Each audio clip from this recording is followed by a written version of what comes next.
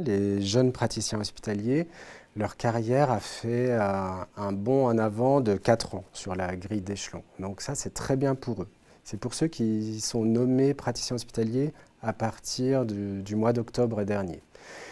Et puis la prime d'engagement de service public exclusif, une prime que les médecins reçoivent en contrepartie de rester à l'hôpital public et de faire que de l'activité publique, cette prime, elle a été revalorisée. Donc ça, c'est très bien aussi.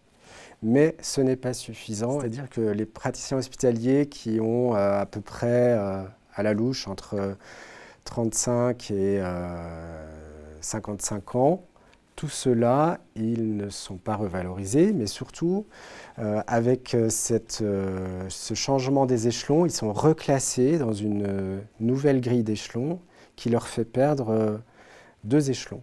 C'est-à-dire qu'en fait, pour arriver aux derniers échelons, eh ben, il va falloir travailler 4 ans de plus. Et ceux-là, c'est ceux qui font tourner l'hôpital public en ce moment.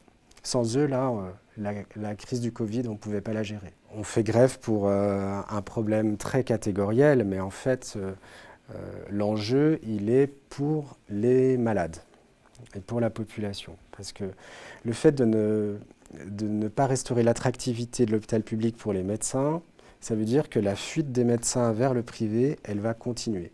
Et en plus, là, ils ont le sentiment d'être trahis par leur ministre, donc ils vont partir encore plus et encore plus vite.